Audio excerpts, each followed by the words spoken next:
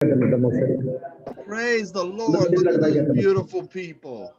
Look at those warriors for Christ. Amen. Praise the Lord. God bless you all. How is everyone?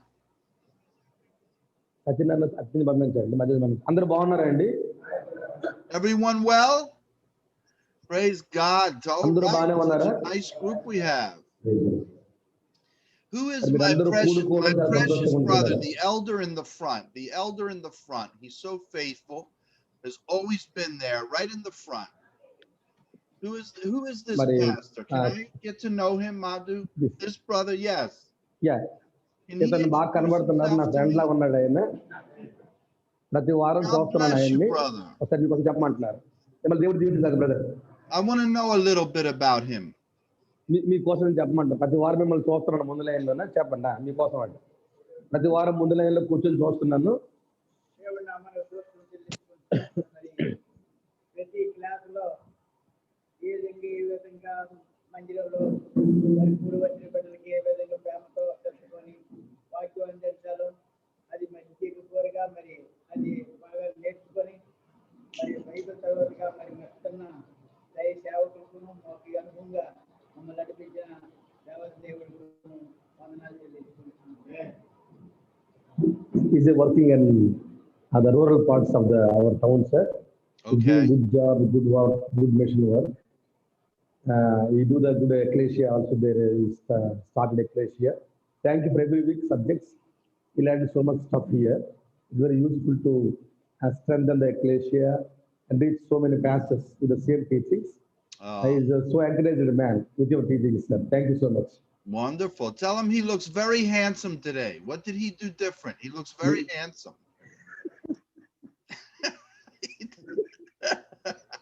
Praise the Lord. Praise God.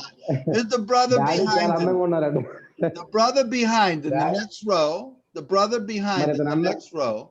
The next row behind with the blonde hair. The blonde hair. No, the blonde hair to the left. The blonde hair brother. Left, sir? This That gentleman. one? Yes. Where does he work? He's been in my class the whole time. I met him when I was there. Where does he work for the Lord? చెప్పండి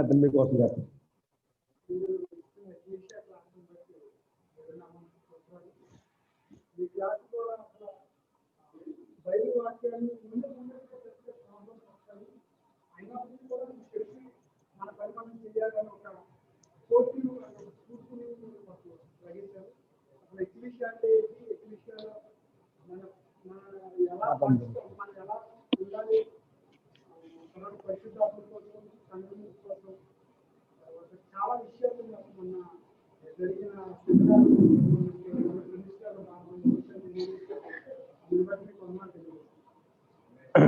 Thank you so much, Danny. He is working in our town ecclesia here in our own town, hometown. Okay. Thank God what he shared about your testimony. So many pastors preach the word with a compromise, but you are the man preaching and teaching the word with uncompromising. So it's very difficult to receive the people when we preach the truth. But the people, many are received the word of God with this lesson. It's very strength to him.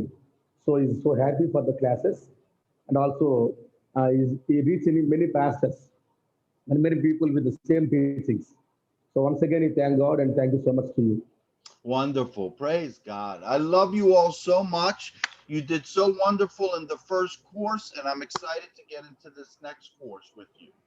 మరి మొదటి కోర్సులో పాల్గొని మనందరి ప్రభు దీవించిన గాక ఈ second కోర్సులో కూర్చుని మనందరిని మన ప్రభు దీవించాలని కోరుకుంటున్నాను.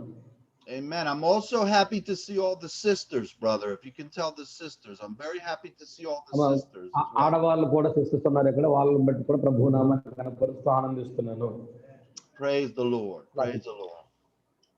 Amen. Okay, we're going to start a new course, and this course I'm calling the Ecclesia. You've heard me talk about the Ecclesia. మరి న్యూ కోర్స్ ప్రారంభిస్తున్నాం మాట్లాడకండి. న్యూ కోర్స్ ప్రారంభిస్తున్నాం ఎక్లెసియా కూర్చున్నారా మీరు శ్రద్ధగా ఆలకించాల్సిన కోరుతున్నాను. we're going to get into more detail. We're going to actually study what I believe is Jesus's structure for the corporate body of Christ, what Jesus is building. మరి క్రీస్తేసే ముఖ్యమైన మూలరాయి, క్రీస్తేసే ముఖ్యమైన కట్టడ. ఈ క్రీస్తు అనే శరీరమునకు లేక సంఘం అనే శరీరానికి క్రీస్తే ముఖ్యమైనటువంటి దేహంగా ఉంటూ ఉన్నాడు అనే విషయాన్ని మీకు జ్ఞాపకం చేస్తున్నాను. Amen. I've been really I know we've all been affected by 2020. What happened in 2020? It was a surprising thing. It hasn't stopped. It continues on, and it's been very challenging. 2020 సంవత్సరంలో అనేక ఛాలెంజ్లు వచ్చాయి, సమస్యలు వచ్చాయి, సంక్లిష్ట పరిస్థితులు వచ్చాయి. అన్నిటిని మనం ఎదుర్కొన్న గడ్డుకాల పరిస్థితులను మనం దాన్ని దాటుకొని ముందుకు చూస్తాం పిల్లారా. There are many negative things that we could talk about that have come with this crisis, but one positive thing that has come is that it has confirmed the word that the Holy Spirit has had me preaching these last few years. మరి అనేక రకాల crisis వచ్చినాయి, గడ్డు పరిస్థితులు వచ్చినాయి. ఇవన్నింటినీ దాటుకొని ముందుకు వెళ్ళడానికి పరిశుద్ధాత్మ నాకు ఇచ్చిన అనేక సందేశాలు, అనేక అనుభవాలను నేను గడిచిన పుణ్యాల నుండి ప్రపంచానికి తెలియజేస్తూ వస్తున్నాను బిడ్డారా. Yes, the events that are occurring, that have occurred in 2020 and continue to play out in 2021, are confirming the need for us to revisit who we are and what our mission truly is. మరి 2020లో చాలా బాధలు కలిగినప్పుడు కూడా మనం ఎవరమో, మన పరిచర్య ఏంటో, మన ప్రభువులు ఏమై ఉన్నామో ఇవన్నీ నిరూపించుకోవడానికి అవన్నీ కూడా అవకాశం మనకు అనుగ్రహించాయి. You know, when I first started preaching this message about the ecclesia, when I first started revealing the truth about the church and its evil origins, there was a lot of resistance and not a lot of understanding. మరి నేను మొట్టమొదటిసారిగా ecclesia అనే పదం కోసం బోధించినప్పుడు, church అనే పదాన్ని పక్కన పెట్టినప్పుడు రకరకాల పోరాటాలు, యుద్ధాలు ఈ లోకంలో సాతాను సమూహాలతో నాకు ఎదురడడం చాలా కనిపించేది పిల్లరా. Because things were still running very normally. It was business as usual. The churches were open. The prosperity gospel and other false gospels were going forth, and people were enjoying all of that. But in 2020, something drastically changed. మరి 2020 ముందు సంవత్సరం వరకు ప్రజలందరూ కూడా ఆశీర్వాద సంఘాలు, ఆశీర్వాద ప్రార్థనలు, లేకపోతే దీవించబడి మెసేజ్లు ఆలకించి ఆనందించి ఎంజాయ్ చేసేవారు. 2020 రాగానే అవన్నీ ఆగిపోయినాయి. ప్రజలందరూ ఒకేసారి బ్రేక్ పడడం జరిగింది. మనం కళ్ళకు చూసాం పిల్లారా. Yes, many Christians are beginning to see, slowly but surely, that the things that we've been preaching and talking about from the Word of God are real, and that, you know, the persecution against the believers is real, and the evil design of Satan in the world is real.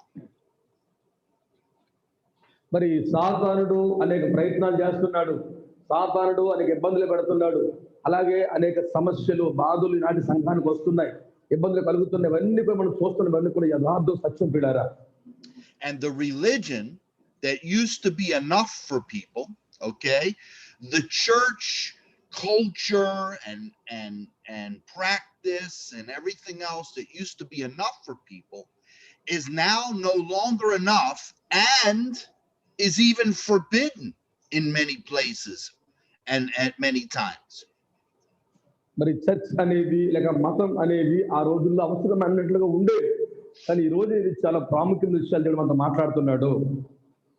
Yeah, so the way that church has been practiced, the way that the Christian church has operated, has been shaken at the foundation, and it's not so easy anymore, and the freedom is not there, and there's persecution coming against that system.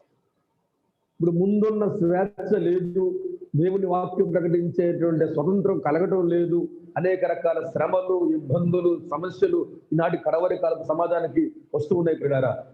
And this is causing the Christian people And I believe many leaders in the Christian churches to take a new look at where we are and what we're doing and say, why is it that we can't function the way we used to? Why is it that because things in the world changed, our ministries seem to have been hindered? మరి ఈ రోజున మనం చూస్తున్న పరిస్థితుల్లో ఈ యొక్క భయంకరమైన దినాలలో క్రైస్తవ్యం ఏ రీతిగా అయితే నలిగిపోయి సమస్యలు గుండా వెళ్ళి వాటిని ప్రయాణంలో ఎదుర్కొందో అవన్నీ మన కళ్ళ ముందు కనబడుతున్నాయి. ఈ యొక్క ఆ భయంకరమైన పరిస్థితుల్లో మనం ఏ రీతిగా ముందుకు సాగాలని మనం తెలియజేస్తున్నాం పిల్లారా. I was told by a colleague in Canada that their pastors are actually being offered money to keep their doors closed. They're actually being bribed. This is different than being persecuted in one sense. They're actually being bribed to keep their churches closed. మరి ఈ రోజున ఒక విషయం చెబుతున్నాను. Canada దేశంలో పిల్లరా ఒక church మూతపడడానికి తాళం వేసుకోవడానికి ప్రజలు అక్కడ సేవకులు భయపడి ఈ కరోనా టైంలో ముందున్న టైంలో చర్చ తాళాలు వేసుకొని డబ్బులు వస్తాయని చెప్పేసి డబ్బులు కొరకు చర్చకు తాళాలు వేసిన సందర్భాలు కూడా కెనడా దేశంలో కనబడ్డాయి పిల్లారా. On the other side, there's a war going on, especially here in the West, a cultural war going on against the freedoms of the people, against the religion that people want to practice, against the foundations that people have taken for granted, and it's shaking the Christian people even. మరి మతపరమైనటువంటి విద్వేషాలు, వర్గపరమైనటువంటి పోరాటాలు west countries లో కూడా జరుగుతున్న ఈ రోజున క్రైస్తవ సమాజంలో కూడా ఎక్కువైపోతున్నాయి వెస్ట్ దేశాల పిల్లారా. So this is confirmed to me that I must even more so make clear, especially to the Christian leaders, the pastors and the other ministers, and also the people, the real design that Jesus of Nazareth and the Holy Spirit and the Father have for his people and for his kingdom and the way his ministry is to operate. ఈ కారణాలన్నీ చూసిన తర్వాత నాకు అనిపించింది తండ్రి కుమార పరిశుద్ధాత్మ దేవుని యొక్క అభిషేకము బోధలు కడవరి కాల సంఘానికి ప్రకటించాలి, బోధించాలి అన్న దృఢ సంకల్పంతోనే ఇవన్నీ చూసిన తరువాత ఇంకా నేను గట్టిగా తయారై ఈ బోధన చేయడం ప్రారంభిస్తాను పిల్లారా. So I've told you before that in the original language that Jesus spoke, in the original language that was the Bible was written in, the scriptures were written in, that we don't find the translation that's used today. Brother, do you have a screen? Can the people see the screen? Yes, sir. It's a mobile, sir. We're not seeing very Only clearly. a mobile? All Okay. right. If it's possible, if Sunil can get hooked up with the screen, it would really be good so that people can see. All right, that's all right. We've looked at this scripture before. Can you read it, Madhu, or have one of the people read it? Matthew chapter 16, verse 18. సువార్త 16వ అధ్యాయంలో వచనం 18 ఇక్కడ screen మీద ఉంది, మీకు కనబడదు. So దయచేసి మీరు దాన్ని అర్థం చేసుకోవాలని కోరుతున్నాను. మత్తయి సువార్త 16:18. Matthew chapter 16, verse 18. మరియు పేతురు ఈ బండ మీద నా సంఘమును కడతాను, పాతాళ లోక ద్వారములు దాని ముందు నిలవలేవు చెప్పుచున్నాను. Yes, sir. Yes, for those looking at my screen and those who will watch later and look at the screen, I've brought up this scripture in English, and I also have from the Strong's Concordance, which is the most famous concordance used in theological seminaries, the actual word that Jesus was said to have used in the scripture in the original Greek language. మరి Greek language లో original language లో యేసు ప్రభువారు ఏమి చెప్పారో మరి theological కాలేజీలో కూడా చెబుతారు. ఆ మాటలు ఇక్కడ నేను స్క్రీన్ మీద పెట్టాను బిడ్డ, స్క్రీన్ మీద ఉంది అక్కడ. Okay, so it has been translated in English when Jesus says to Peter, "You are Peter, and on this rock I will build my church, and the gates of hell will not prevail against it. In English, it says, I will build my church. But English translation లో పేతురు ఈ బండ మీద నా సంఘమును లేక చర్చ్ను కడతారని English లో translation చేయబడింది. కానీ ఒరిజినల్ లాంగ్వేజ్ లో ఆ మాట అక్కడ రాయబడలేదు.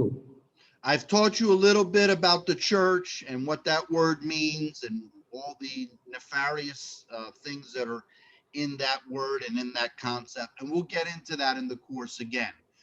But right now, I want to look at the word that the scripture really used when Jesus said what he was going to build.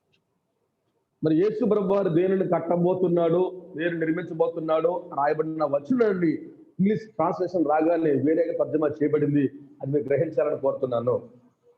And the word that is used in the original language of the Greek New Testament is not a word that can be translated into the English word church.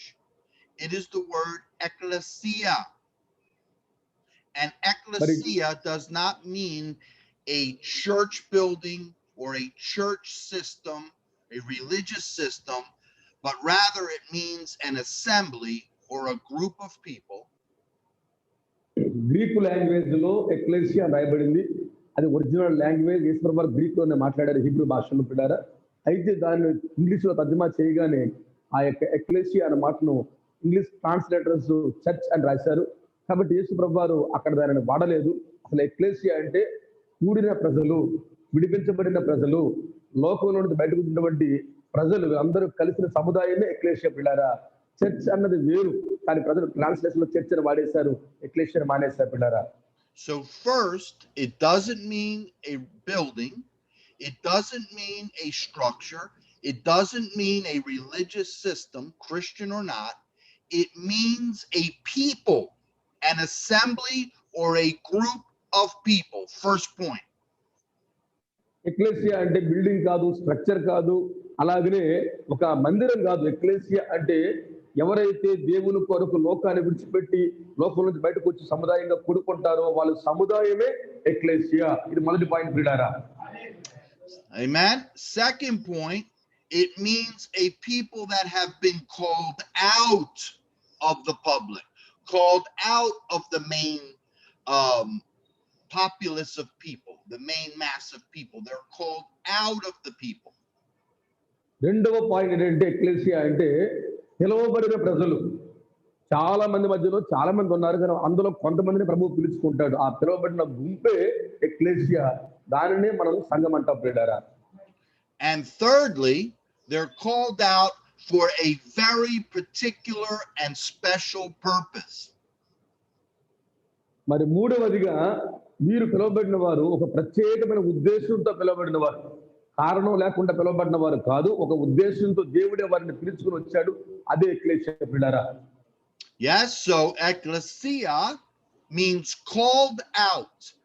It comes from the Greek words kaleo, which means called, and ek, which means out. Called out. Ecclesia, called out. మరి ecclesia అన్న Greek కలయ అన్న దాని నుంచి వచ్చింది, called out అని వచ్చింది పిల్లారా. అర్థం ఏంటంటే పిలువబడిన వారు, బయటకు పిలువబడిన వారిని అర్థం. అదే గ్రీక్ లో ఒరిజినల్ అర్థం పిల్లారా. దానిని ecclesia పిలువబడింది. It is synonymous with another Greek word, ekanoia. Ekanoia. This is also a compound word. In other words, two words brought together. It's ek and kaleo. Ekanoia means a called out assembly, to summon out, to call out for a particular purpose. రెండవదిగా ఎకనోయా అంటారు దీన్ని Greek భాషలో. ఎకనోయా అంటే ఎవరైతే పిలవబడ్డారో వారందరూ కలిసి ఒక సముదాయంగా అసెంబ్లీగా కూడుకొని దేవుణ్ణి ఆరాధిస్తారు అన్నటువంటి అర్థం పిడారా. దాన్ని ఎకనోయా అన్నారు. అందులో నుంచి ఈ సంఘం అన్న మాట పుట్టుకొచ్చింది. So this is very important that we understand that the word that was actually translated into the Greek from the language that Jesus used, which was probably the language of Aramaic, the meaning of this word is a people called out of the mass for a specific and special purpose.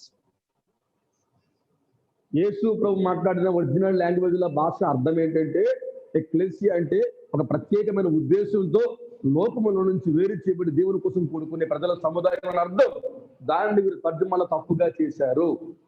Amen. There is nothing in this word. There is nothing in the word ecclesia or ekanoia that has anything to do with a church building, a temple, or a religious structure or system of religious structures.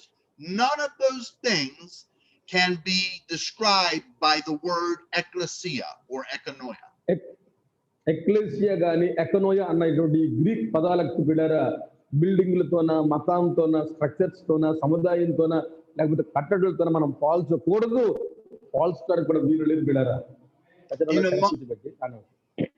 Amen. In a moment, I will show you the background of the word in Hebrew, which is probably very close to the Aramaic that Jesus used and what that means. But first, I want to talk about the history of this word ecclesia in the Greek culture, the Roman culture. మరి Roman culture లో Greek culture లో ecclesia పదము యొక్క అర్థాన్ని మీకు చెప్పాను. దాన్ని వారు వేరేగా తీసుకొచ్చారు. Because the apostles and the writers of the New Testament, they used this word for a specific reason when they were writing to the Greek-speaking people, because the Greek-speaking people could relate this word to a concept they already understood. మరి గ్రీకులో ప్రతిపాదించినప్పుడు వారికి అర్థం తెలుసు. ఈ గ్రీకులకు ఈ ముఖ్య అర్థం ఏంటని, కానీ ఇంగ్లీష్ లో రాగానే అది మారిపోయింది బిడారా. In the Greek culture, in their crude and primitive form of democracy, they had created a system where there was a group of special people that were called out of the mass of the people, and that group was called ecclesia or ekanoia. మరి Greek culture ప్రకారం పెద్ద మాసి people ఉంటారు, జన సమూహాలు ఉంటారు. అందులో నుంచి కొంతమంది ఎవరైతే బయటకు వచ్చి దేవుడి కొరకు నిలబడతారో అలాంటి వారిని ఎక్లెసియా లేక ఎకోనియా అని చెప్పినటువంటి మాటలు వాడతారు అన్న విషయాన్ని గ్రీకులకు బాగా తెలుసు. Now watch this. They were a called out assembly. They were a summoned assembly brought out of the mass of the people for a special purpose. మరి ఒక ఉద్దేశంతో ఒక పిలుపుతో ఒక దర్శనంతో దేవుడే కొంతమందిని పిలిస్తే ఆ కూడుకున్న సముదాయమే దేవుని సార్వత్రిక సంఘం పిల్లారు, అది ecclesia. Yes, they were a set apart people, a separated assembly, and they were summoned and called out to work out the issues of the community. లోకములో ఉన్న Go ahead, brother. Go ahead. లోకములో ఉన్న సందర్భాలలో మనుషుల మధ్యన మమేకం కాకుండా మిశ్రితం కాకుండా లోకములో ఉన్న సిద్ధాంతాలను ప్రక్కన పెట్టి ఎవరైతే బయటకు వస్తారో దేవుని కోసం వారే నిజమైన ecclesia. Yes, but in order for this set apart people to be able to find out the answers that the community in general needed to live, they needed to separate themselves from the mass and from the noise of the world. లోకపు శబ్దాలను వినకుండా లోకములో ఉన్నటువంటి యొక్క సంగతులలో ఏమాత్రం కొట్టుకొని పోయి ఉండిపోకుండా ఎవరైతే వాటిని తప్పించుకుని బయటకు వచ్చి ప్రభు కోసం నిలబడతారో వారు దేవుని సమాజంగా నిలబడతారని దేవుడు మాట్లాడుతున్నాడు. Yes, and the conclusions and the answers and solutions that this group came to in their assemblies when they met separately positively affected the rest of the community. మరి ఇతరులతో ఉన్నటువంటి కమ్యూనిటీస్ చాలా ఉన్నాయి లోకంలో, చాలా చాలా నాగరికత కలిగిన వర్గాలు ప్రజలు ఉన్నారు. అలాంటి వారి మధ్యలో నుంచి వారి పద్ధతులు విడిచిపెట్టి బయటకు రావాలి అని ప్రభువు కోరుకుంటున్నాడు. So I believe that the writers of the New Testament and the apostles and leaders of the ecclesia, the first group of believers, chose this word and chose this concept from the Greek side of it, or the Gentile side of it, because it was the closest thing to what they believed Christ was talking about when he talked about a set apart మరి or called out people. ఈ పత్రికలు రాసిన వారు, పత్రికలను ముద్రించిన వారు గ్రీకులను ఇటు అన్యులను బేరీజు వేసుకొని మధ్యస్థంలో ఎలాగో క్రీస్తుకు దగ్గర అవ్వాలన్న విషయాలని పరీక్షించి ఈ మాటలు రాయడానికి వారికి అవకాశం ఆ రోజుల్లో వారికి దొరికింది. దాన్ని వారు రాసుకొచ్చారు. Okay, so just 1 second. ఒక్క నిమిషం ఆగండి.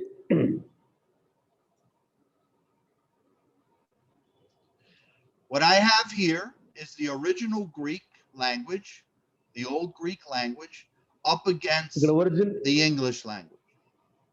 ఒరిజినల్ గ్రీక్ లాంగ్వేజ్ మీద ఉంది, దాని కింద ఇంగ్లీష్ లాంగ్వేజ్ కూడా ఉంది. ఇక్కడ మీకు చిన్న స్క్రీన్ కాబట్టి కనబడట్లేదు, మొబైల్ కాబట్టి. Okay, so we see in the English, he says to Peter, you are the rock, and he says, I will build my church in English. Okay? పేతురు నీవు బండవు, మీద సంఘాన్ని కడతాను అని ఇంగ్లీష్ లో ఉంది. ఆ మాట మనందరికీ తెలుసు, అది ఇక్కడ కూడా రాయబడింది బిడ్డ ఇంగ్లీష్ లో. But what I have above it in the Greek, and you probably can't see it because you can't see the phone, but if you look at this later on the screen, you'll be able to see it. It says in the Greek, ekonoia. It doesn't say kirka, which is the word for church in Latin. Kirka, the word for the goddess in Greek. It doesn't say that. So church should not be here. It doesn't match this word ekonoia. It is not a translation. ఎకనోయా అని మాట రాయబడింది. Greek లో ఎకనోయా అని ఉంది, Greek లో. English లో church ఉంది, Greek లో ఎకనోయా అని కింద ఉంది. కాబట్టి ఎకనోయా అన్న మాటకు అర్థం పిలువబడిన వారు, లేక ఎక్లేసియన్ మాట అర్థం వస్తుంది పిల్లారా. This is what we call a transliteration.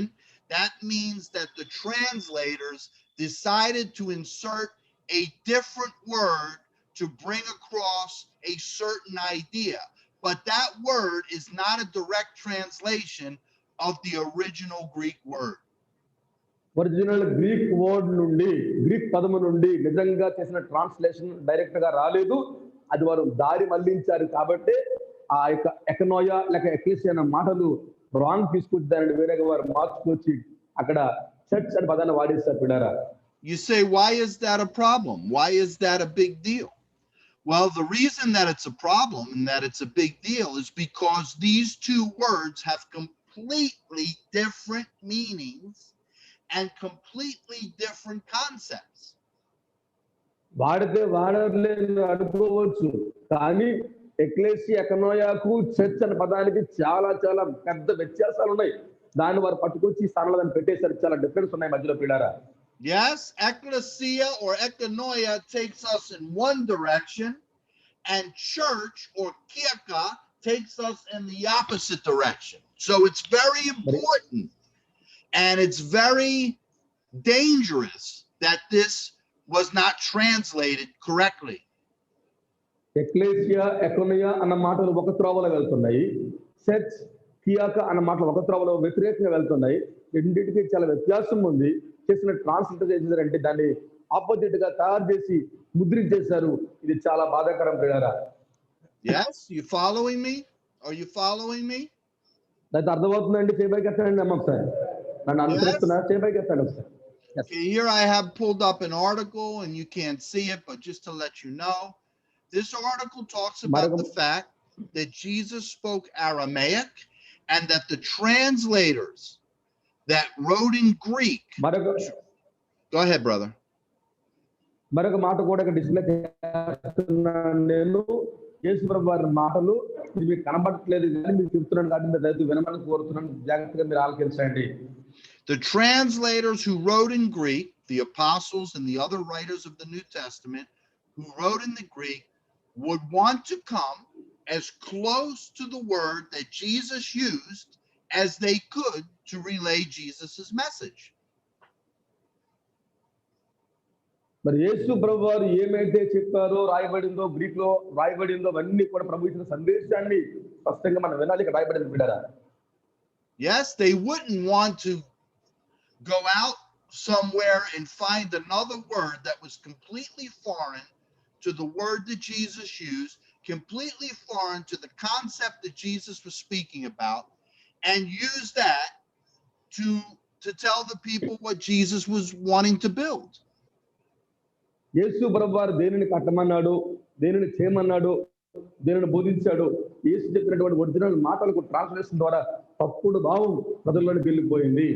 Amen. How many believe that the apostles and the writers of the scripture would want to be faithful to what Jesus was really saying? They wouldn't want to take what Jesus was saying and change it and alter it and make it say something completely different. యేసయ్య చెప్పిన దానిని యథార్థంగా విశ్వాస మూలంగా రాశారని నమ్ముతున్నారా, లేక మిళితం చేసి అది ఇది కలిపేసి రాశారనుకుంటున్నారా?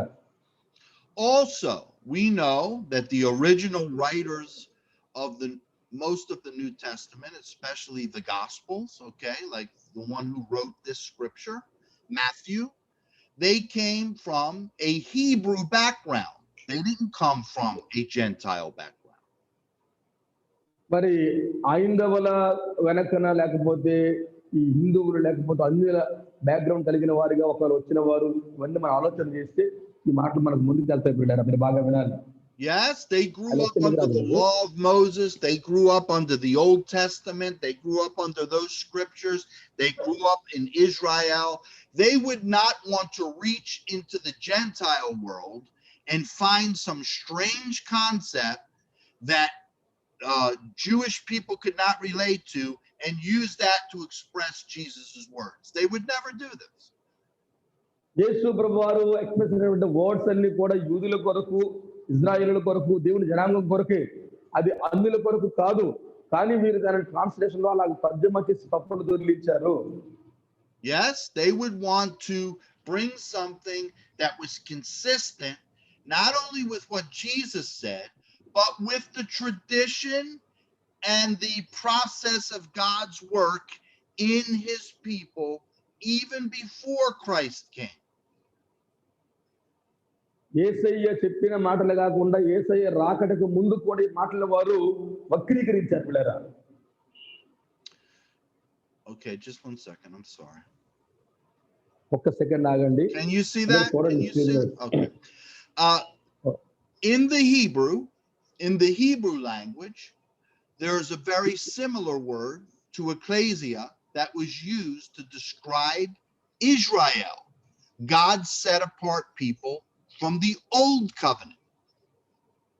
హీబ్రూ లాంగ్వేజ్ లో దేవుడు పాత నిబంధన గ్రంథంలో దైవ జనాంగానికి ఒక పాత నిబంధన పుస్తకాన్ని ఇచ్చాడు, ఒక కమిట్మెంట్ వారితో దేవుడు మోసే కాలంలో చేసుకున్నాడు.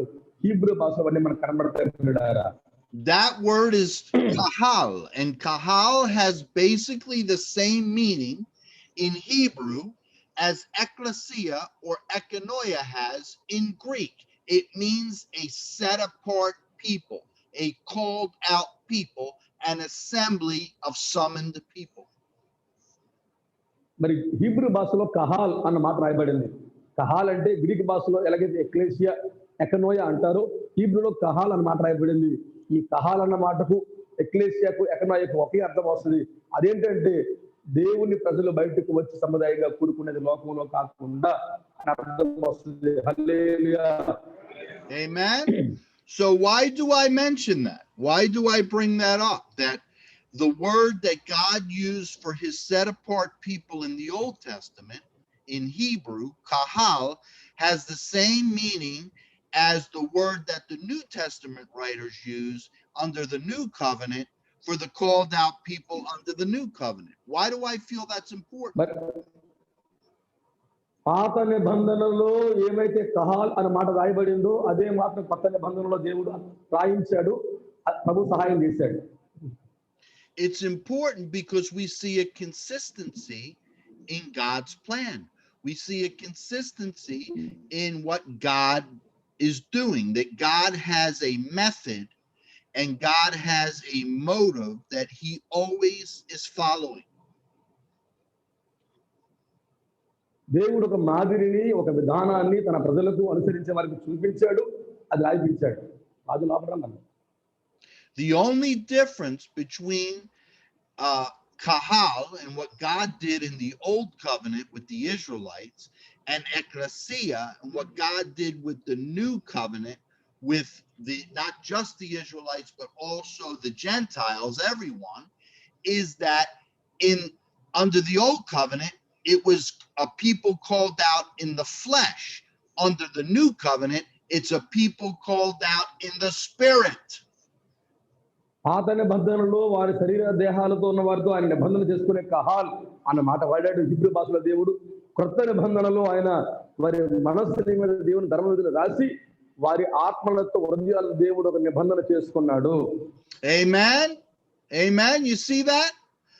God called Israel through Abraham. God created a people in the flesh, and he called that people out of the world, out of the mass, and he separated them unto himself, and he told them to stay separate from the wicked nations around them. ప్రభు అబ్రహామును పిలిచి, అబ్రహామా, ఈ భయంకరమైన లోకంలో నుండి మనుషుల్లో నుంచి ఈ అన్యుల జనాంగం నుంచి బయటకు వెళ్ళిపోని అబ్రహాంతో దేవుడు పిలిచి అబ్రహామును ప్రత్యేకపరిచిన సందర్భాలు బైబిల్లో మనకు కనబడుతుంటాయి ప్రియులారా. And as we read the Old Testament, we see a constant theme of God wrestling with his people and disciplining his people and eventually rejecting his people because they would not obey that command to stay separated, to stay set apart. దేవుడు తన జనాంగాన్ని పిలిచి లోకంతో కలిసి ఉండొద్దు, లోక సిద్ధాంతాల్లో ఉండొద్దు, మీరు ప్రత్యేకించబడండి. దేవుడు ఆనాటి తరాన్ని లోకం నుంచి ప్రత్యేకించి ఒక నిర్ణయాలని, చట్టాలని, శాసనాలు దేవుడు వారికి ఇచ్చి వారిని సంసిద్ధం చేస్తూ ఒక డిసిప్లిన్ లో ప్రభు నడిపిస్తూ ఉండేవాడు. Yes, do you see that in the Old Testament? That God is constantly dealing with the idolatry. God is constantly dealing with the idolatry and the unfaithfulness of Israel. పాత నిబంధనలో దేవుడి విగ్రహారాధనను ఖండించాడు, అలాంటి వారితో కూడొద్దు అన్నాడు. దేవుడు స్పష్టంగా అనేక సందర్భాలలో అలాంటి వ్యక్తుల కోసం ప్రభు హెచ్చరించిన సందర్భాలు మీకు తెలుసా అండి? Yes, well, in the new covenant Jesus carries on the same desire of the Father, which is to have a set apart, separated people unto himself. Not a people that's mixing together with the world and mixing in the pagan practices and the doctrines of demons and the other things that the world is practicing. కొత్త నిబంధనలో యేసు కూడా అదే పరిచర్య చేశాడు. ఎక్కడ కూడా మీరు వాళ్ళతో వెళ్ళండి, వాళ్ళతో కలిసి ఉండండి, అలా తిరగండి చెప్పకుండా ప్రజలందరినీ తన కోసం పిలుచుకొని ఒక రాజ్యంగా వారిని ఏర్పాటు చేసి వారందరినీ సిద్ధపరిచి మీరు వారితో ఉండొద్దని దేవుడు కూడా పాత నిబంధనలు చెప్పిన దానిని యేసు పాత నిబంధనలు చేసి తన కొరకు ప్రత్యేక గుంపును తయారు చేసుకున్నాడు. Yes, so God was not happy with Israel under the old covenant in the physical, natural, committing idolatry and mixing with the pagans and mixing with the demons. And in the same way, Jesus did not want his spiritual people under the new covenant to do the same. మరి పాత నిబంధనలో తండ్రి అయిన దేవుడు ఏ రీతి అయితే విగ్రహారాధనలతో ఉండొద్దు, ప్రజలతో కూడొద్దు అని దేవుడు చెప్పినాడు, అలాగే కొత్త నిబంధనలో యేసయ్య కూడా మనల్ని లోక సంస్కృతితో ఉండొద్దు, అబద్ధ బోధలో ఉండొద్దని ప్రభువు కూడా కొత్త నిబంధన మనకు బోధిస్తూ ఉంటూ ఉన్నాడు. Amen. So therefore, Jesus would never use a foreign word, a strange word that carried a strange meaning and a strange concept that would cause his set apart spiritual people to mix with paganism, to mix with the ungodly religions and cultures of the pagan world. He would never use that word. యేసు ప్రభు వారు వచ్చి కొత్త బోధ ఏం బోధించలేదు. యేసు ప్రభు కొత్త concept ని, కొత్త సిద్ధాంతాన్ని పట్టుకు రాలేదు. యేసు ప్రభు వారి పాత నిబంధనలు ఏమైతే ఉందో, తండ్రికి ఏదైతే ఇష్టం కాదో దానినే పట్టుకొచ్చి ఆయన లోకంలో బోధించాడు. అంతేగాని మీరు వెళ్ళి లోకస్తులతో కలండి, లోకస్తులతో తినండి, లోకస్తులతో తిరగండి అని యేసు ప్రభు వారు ఎక్కడ కూడా లోకం కోసం చెప్పలేదు. దయచేసి మీరు దాన్ని గుర్తించమని దేవుడు కోరుతూ ఉన్నాడు. Yes, and this is the problem we have with the word and the concept of church. And this is why it is so important that we understand that this is not what Jesus said, and this is not what Jesus desired to build. ఈ రోజున మనం తెలుసుకోవాలి, దేవుడు దేనిని చెయ్యొద్దు అంటున్నాడు, యేసయ్య దేనిని వద్దన్నాడు, అది ఆయనకి ఏది ఇష్టము, ఆయనకి ఏది అయిష్టము తెలుసుకునే వ్యక్తిత్వం మనకు ఉండాలని దేవుడు కోరుకుంటున్నాడు. Amen. So what did Jesus desire to build? యేసు ప్రభువు వారి యొక్క ఉద్దేశం మన పట్ల ఏమిటి, లేక కట్టడ కోసం ఆయన ఉద్దేశం ఏంటి? Well, he desired to build that set apart people that was built upon the word of God, that was built upon the Spirit of God. మరి ఆత్మ సంబంధమైన మందిరాలను మనం కట్టాలనుకుంటున్నాడు, ఆత్మ సంబంధమైన నిర్మాణం దేవుడు చేయాలని కోరుకుంటున్నాడు. అదే యేసు ప్రభువు యొక్క ఆశ మనందరి పట్ల దేవుని ప్రజలారా. Amen. Let's read in the letter to the Ephesians, Ephesians chapter 2, రెండవ అధ్యాయం verses 19 through 20. వచనం 19-20 అండి. ఎఫెసీ పత్రిక 2:19-20. క్రీస్తు యేసు కాబట్టి మీరు మీదట పరజనులను పరదేశులను ఉండొద్దు, పరిశుద్ధులతో కూడా ఏకపట్నస్తులను దేవుని ఇంటి వారుగా ఉంటూ ఉన్నారు. క్రీస్తు యేసే ముఖ్యమైన మూలరాయి ఉండగా అపోస్తలులను ప్రవక్తలను వేసిన పునాదుల మీద మీరు కట్టబడుతున్నారు. హల్లెలూయా. ఆమేన్. Amen. Amen. Amen. So this is an interesting couple of verses. It says that we as believers, as born again, spirit-filled believers, we are no longer strangers and aliens to the kingdom of God, to God's household. దేవుని రాజ్యములో ప్రవేశించాలి అని కోరుకునే ఆత్మ సంబంధమైన వ్యక్తుల కొరకు దేవుడి మాటలు రాయించాడు. మనం ఎలా ఉండాలో ఏం చేయాలనే విషయాన్ని దేవుడు ప్రస్తావిస్తున్నాడు ఈ లేఖన భాగంలో ప్రియులారా. But in Hebrews chapter 11, it tells us we are strangers and aliens to the world system and to the pagan cultures of the world. Hebrew పత్రిక 11వ అధ్యాయములో మనం భూమి మీద పరదేశులను యాత్రికులమై ఉన్నాము, లోకములో మనం ఉండేవారం కాదు అని దేవుని వాక్యం స్పష్టంగా మాట్లాడుతూ బోధిస్తూ ఉంది. Isn't that interesting? So we are no longer, by being born again, by receiving the Holy Spirit, by coming into Christ, we are no longer strangers or aliens to the spiritual house, the spiritual kingdom of Christ. క్రీస్తు యేసులో మనం నూతనంగా జన్మించి పరిశుద్ధాత్మను పొందుకొని యేసు రక్తంలో కడగబడితే మనందరికీ దేవుని రాజ్యం, శాశ్వత రాజ్యం ఒకటి ఉంది అని, మనం ఈ లోకంలో యాత్రికులం పరదేశులుగా వచ్చామని, లోకం మనకు శాశ్వతం కాదు అన్న సత్యం మనం గ్రహించాలని దేవుడు కోరుతున్నాడు. Amen. Yet God does call us to be strangers and aliens to the world system, strangers and aliens to the pagan cultures of the world. That we should be strangers and aliens to. మరి మనందరము కూడా లోకములో ఉన్న పరిస్థితులను బట్టి మనం లోకం మమేకం కాకుండా మన యాత్ర ముగించే లోపు మనం ప్రభువుతో సాగాలని ప్రభు కోరుతున్నాడు. Why should we be strangers and aliens to the pagan systems, to the world system? Because they are built on the foundation of the doctrines of demons and seducing spirits of evil.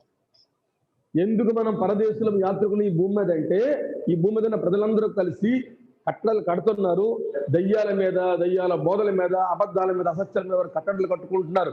అందుకే మనం లోకంలో యాత్రికులుగా ఉంటూ ఉన్నాం ప్రియులారా.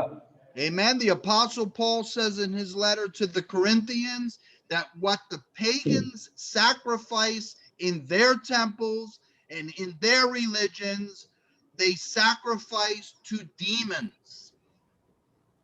మరి అపోస్తలుడైన పౌలు కూడా కొరింథీ పత్రికలో అంటాడు, ఆ విగ్రహాలకు బలులు అర్పిస్తున్నారు, విగ్రహాలకు రక్తార్పణ చేస్తున్నారు అన్న మాటలు అపోస్తలుడైన పౌలు గారు కొరింథీ పత్రికలో ప్రస్తావన చేస్తూ ఉన్నారు పిల్లారా.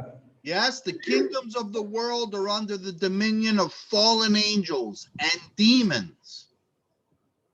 మరి దేవుని రాజ్యమునకు వ్యతిరేకంగా పడిపోయిన దేవతల సమూహం పోరాటం చేస్తూ నేటికి కూడా ఉంటూనే ఉంది. Ephesians chapter 2 verse 2, we've looked at that before, says that the children of disobedience, the sinners of the world, are under the influence of the spirit of disobedience, which comes from the prince of the power of the air. These are the evil spirits ruling in the nations, in the pagan nations. ఎఫెసీ పత్రిక 2:2లో కూడా మనకు కనబడుతుంది, అవిధేయులైన పిల్లల మీద ఉగ్రత వస్తుంది అని. అవిధేయులైన వారు దేవుని పిల్లలని, విధేయులైన వారే దేవునికి పిల్లలుగా ఉంటారు, అవిధేయులైన వారు దయ్యం పిల్లలుగా మారతారని. అవిధేయత కొరకు విధేయత కొరకు ఎఫెసీ 2:2లోన దేవుడు స్పష్టంగా రాయించి ఒక ఉదాహరణ చూపించాడు. Yes, yet the writer of Ephesians here tells us we are not built upon those foundations. We are not built upon the ways of the world, the course of the world, the way the world thinks, that's influenced by demons and fallen angels. But we are built upon the foundation of the apostles and prophets.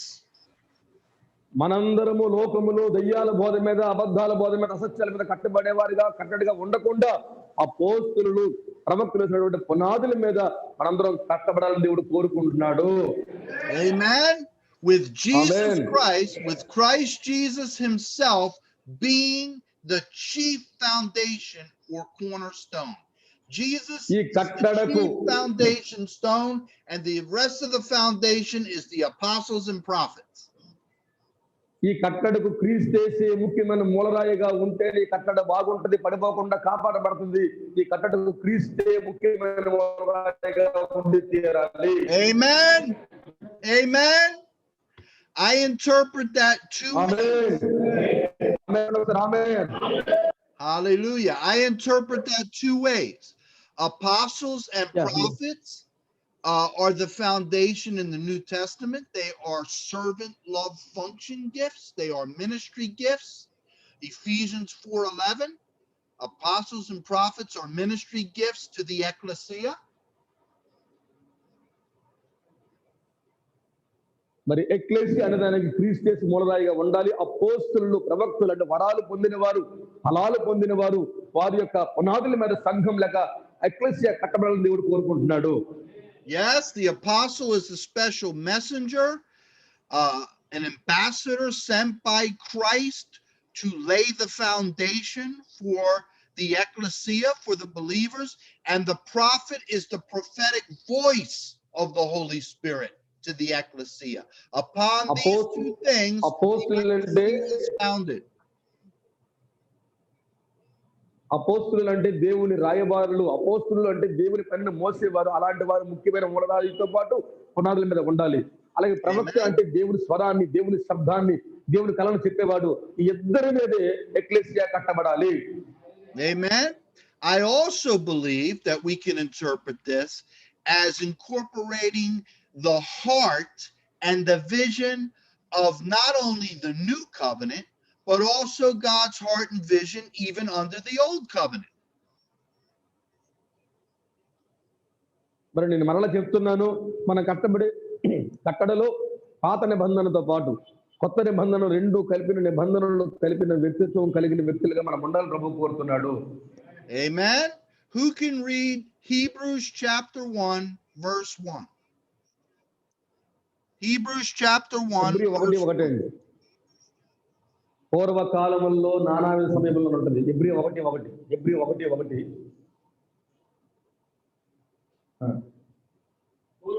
పూర్వకాలమందు నానా భాగములుగాను నానా విధములుగాను ప్రవక్తల ద్వారా మన పెద్దలతో మాట్లాడిన దేవుడు ఈ దినముల అంతమందు కుమారుని ద్వారా మనతో మాట్లాడాడు. హల్లెలూయా. Amen. So what does that tell us? It says in days of old, in former times, God spoke through the prophets.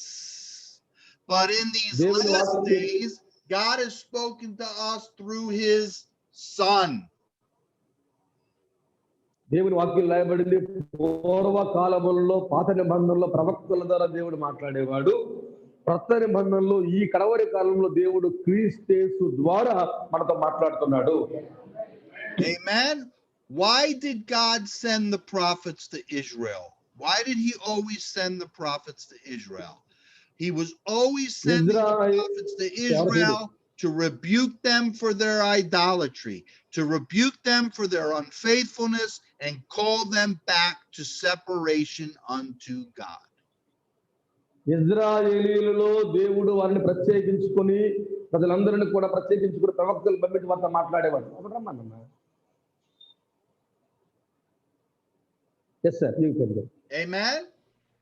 Did you get that? Yes, sir. Yes, sir. Yes. You see that? So the same purpose that God was demonstrating through the prophets under the old covenant of separating and keeping a people separated unto himself continues on into the new covenant. The only difference is the old covenant was in the natural and the new covenant is in the spirit. పాత నిబంధన భౌతికంగా ప్రవక్తల ద్వారా దేవుడు మాట్లాడేవాడు. కొత్త నిబంధనలో ఆత్మ సంబంధంగా దేవుడే కుమారుని ద్వారా మనతో మాట్లాడుతూ ఉన్నాడు పిల్లారా. Amen. Amen. Praise the Lord. So we're going to look at one more scripture real fast. One more scripture real fast, and then we'll get into this scripture next time. Okay? But we'll look at it real fast. And I believe I've shown you the scripture before, but we'll just look at it to prepare us for next time. Okay? 1 Peter chapter 2. 1 Peter chapter 2. పేతురు మొదటి పత్రిక 2వ అధ్యాయం పిల్లారా. And let's read from verse 1 through 3. 1 నుండి 3 వచనాలు. పేతురు 1 పత్రిక 2వ అధ్యాయం 1 నుండి 3 వచనాలు. ప్రభు దయాళుడని సమస్త దుష్టత్వాన్ని, కపటాన్ని, వేషధారణను, అసూయను, సమస్త దోషణ మాటలు మానేసి కొత్తగా జన్మించిన శిశువులను పోలిన వారై నిర్మలమైన వాక్యం అనే పాలను రక్షణ విషయంలో ఎదిగే నిమిత్తం ఆ పాలను మీరు త్రాగండి. ఆమేన్. Amen. This is what's been missing in the life of the body of Christ under the church system. ఈ రోజున కడవరి కాలపు సార్వత్రిక సంఘం ఈ వాక్యాన్ని మిస్ అయిపోతుంది. దీనిని పాటించడం లేదు సంఘం, దీన్ని పోగొట్టుకుంటుంది పిల్లారా.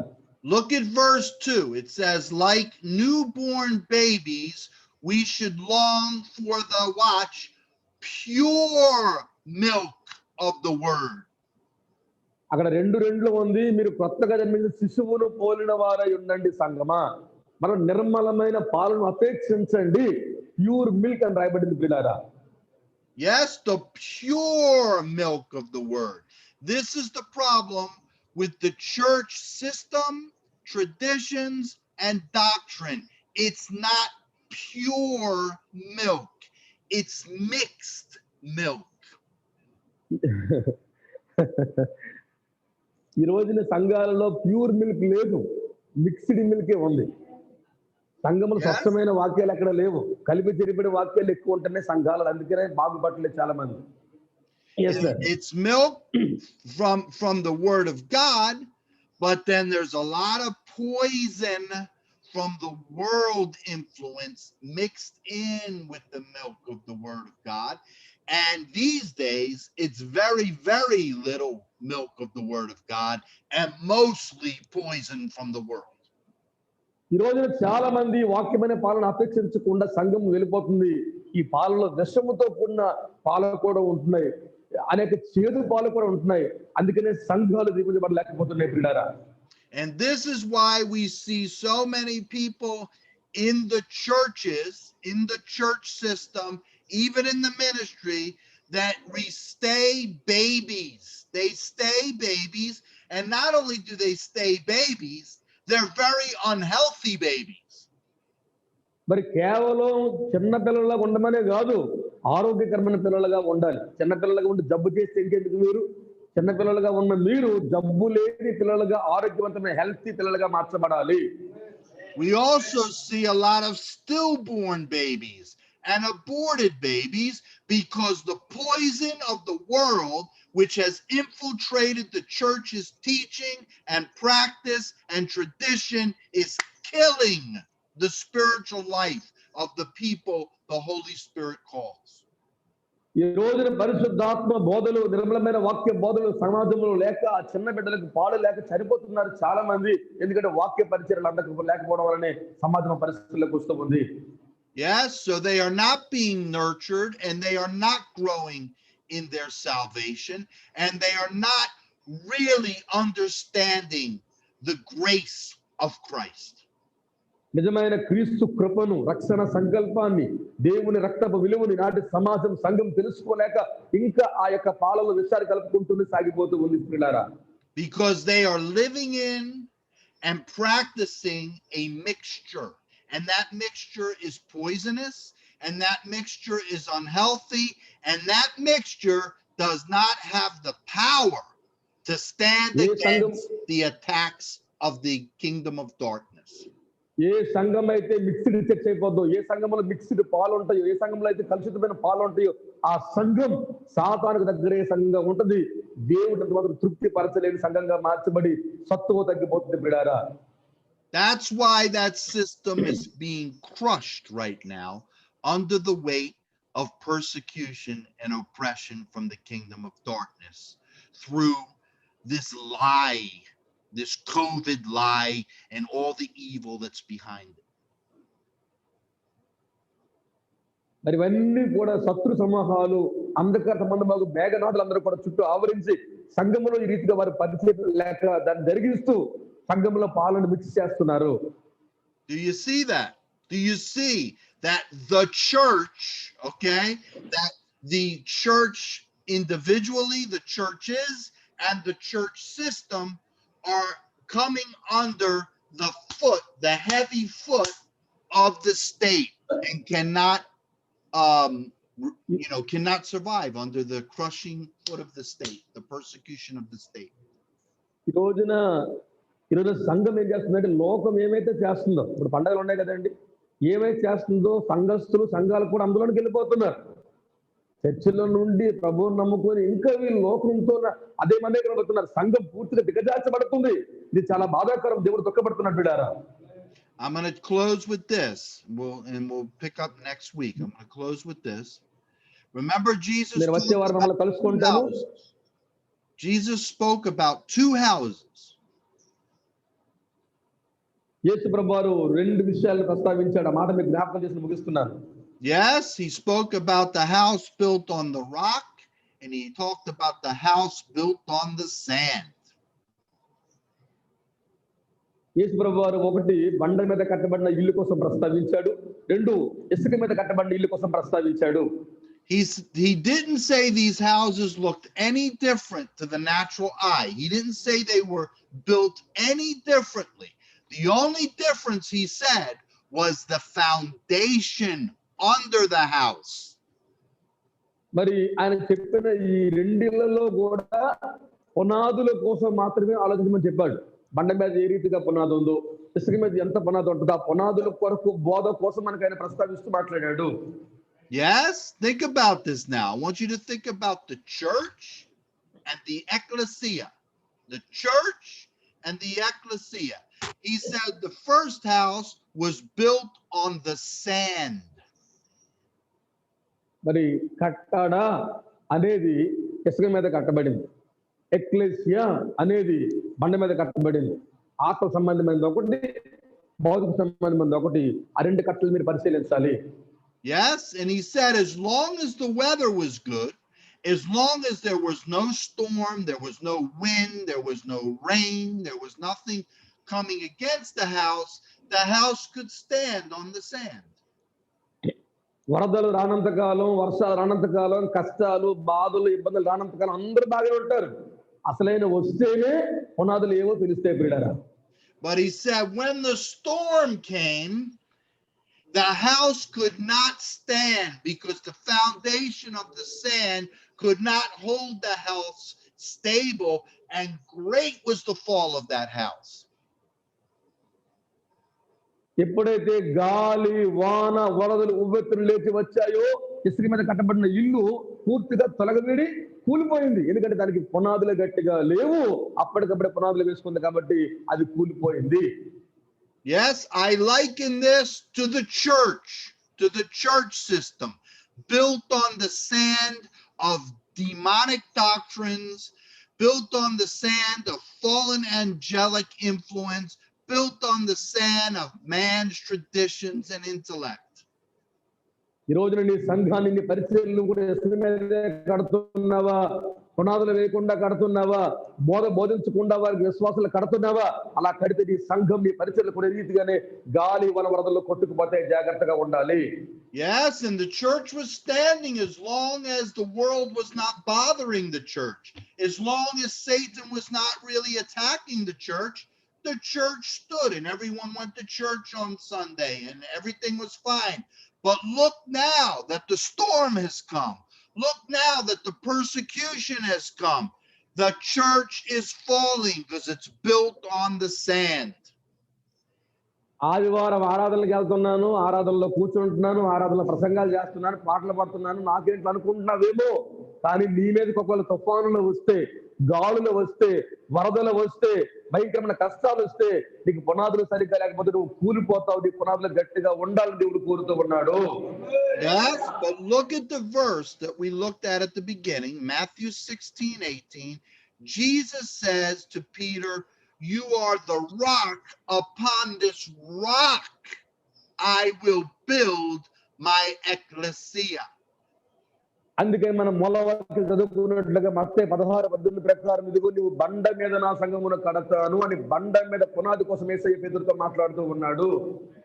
Yes, what Jesus is building, the ecclesia is built upon the rock. So when the storm comes, when Satan attacks, when the world tries to oppress, we still stand. యేసు కట్టిన కట్టడి ఇసుక మీద కట్టడు. యేసయ్య నిర్మించిన నిర్మాణం ఇసుక మీద ఉండదు, అది బండ మీదే కడతాడు. బండ మీద కట్టబడిన కట్టడ తుఫానులు వచ్చిన, వరదలు వచ్చిన, నిలబడిన పునాదులు బాగుంటాయి. అంటే మీరు బండ మీద కట్టబడే వ్యక్తులుగా ఉండాలని ప్రభు కోరుతున్నాడు. ఆమేన్. Amen. Because we are feeding on the Amen. pure milk of the word of God. బండ మీద కట్టబడాలి అంటే నిర్మలమైన పాలను అపేక్షించి వాక్యాన్ని ఆరగించే వారిగా మనం మార్చబడాలని దేవుడు కోరుతున్నాడు. Amen. మా చూడాలమ్మా. Hallelujah. Good. I think that's good for today. We'll pick this up next week again. I love you all very much. Lord, I ask you వచ్చే వారం కలుద్దాం. చూడండి, చూస్తున్నారు. Bless this precious group. మిమ్మల్ని అందరి ప్రభు దీవించాలని కోరుకుంటున్నాను. Precious group of these pastors, these shepherds, these leaders. Bless them, Lord. ప్రభు ఈ కాపరులు దీవించండి, నాయకులు దీవించండి, విశ్వాసులు దీవించండి, ఊటవారిని దీవించండి. Cause this word to settle down in their hearts and cause them to be established in their faith. మీ వాక్యాన్ని ప్రతిష్ఠించి వారి విశ్వాసముల వారిని స్థిరపరచు ప్రభువా. నీకు వందనాలు చెల్లిస్తూ ఉంటున్నాం ప్రభువా. Yes, rooted and grounded in Christ, rooted and grounded in the word of God, and walking in the power of the Holy Spirit. నీ వాక్యము లోతుల్లోనికి తీసుకుని వెళ్ళండి. వాక్యము లోతుగా వారిని పెంచుకుని ఆయనకి స్తోత్రం చెల్లిస్తూ ఉంటున్నాం. Amen. I ask you to protect them and their families and their homes and their fellowships and their communities. మరి నీ ప్రజలను దీవించండి, వారి కుటుంబాలను దీవించండి, వారి సహవాసాలు దీవించు ప్రభువా. And I ask you to provide for them, Lord. Provide for them, for their families, for their household, for their fellowships, for their communities. వారికి ఏదైతే కొదువుగా ఉందో వాటిని మీరు తొలగించండి. సమృద్ధినిచ్చి వారి కమ్యూనిటీస్ ని, ఫెలోషిప్ ని మీరు దీవించండి. And I ask you to prosper them, Lord. Cause them to increase, Lord. Give them life and life in all its abundance and fullness, Lord. You provide for them. You Amen. And you perfect them, Lord. Perfect them in their faith. Perfect them in your love. And in the power of the Holy Spirit. పరిశుద్ధాత్మ శక్తితో వారిని మీరు కాపాడు నాయనానికి స్తోత్రాలు. In Jesus' name, amen. యేసు నామములో అడుగుచున్నాము తండ్రి. Amen. I love you all very much. God bless you. I love you very much. I'll see you next time. Yeah, he's suffering some feeling not good, sir. Just you can pray 1 minute. We close the session. What's wrong with him? What's wrong? He had some sickness in his body since few days. He can't able to walk and come to here. But by the grace of God, he came to here. So please bless himself with your prayers. What does he have? What's the problem? What is the problem? Some vomitings and fever and cough and cold. Okay. Body weakness, everything, sir. Okay. Tell him to lift his hands to the Lord. Tell the people to put their hand toward him. Put their hand toward him. Amen. In the name of Jesus right now. In Jesus' name, we command this sickness to go. In the name of Jesus, we command this sickness to go. We curse the sickness at the root. In Jesus' name, we curse the sickness at the root. We rebuke flu symptoms. We rebuke flu symptoms. We rebuke pneumonia symptoms. We rebuke cold symptoms. And we command you, brother, be healed in your body right now. Healed in Jesus' name. Be healed in Jesus' name right now. I command that fever to subside. I command that fever to go down. I command this immune system to work at full capacity. I command this immune system to work at full capacity right now. Be healed in Jesus' name. Be healed right now in Jesus' name. Breath of the Holy Spirit. Breath of the Holy Spirit. Run through this brother. Breath of the Holy Spirit. Run through this brother. From the top of his head to the bottom of his feet. Be filled in the Holy Spirit, brother. Be filled in the Holy Spirit. Be healed in Jesus' name. I curse any spirit of infirmity. I come against any spirit of infirmity. I curse your work in Jesus' name, Satan. Loose him and let him go. Loose him and let him go. We come against you in the name of Jesus, with the blood of Jesus, with the word of God, and with the anointing of the Holy Spirit. Amen. Be healed in Jesus' name. Anyone else right now in the room, anyone else in the room that is feeling sick, be healed right now. Anyone else in the room who has any sickness in their body, be healed. Be healed in Jesus' name. Amen. Hallelujah. Praise God. Thank you so much, brother. Praise the Lord. All right. I love you all. I'll see you next time. God bless you all.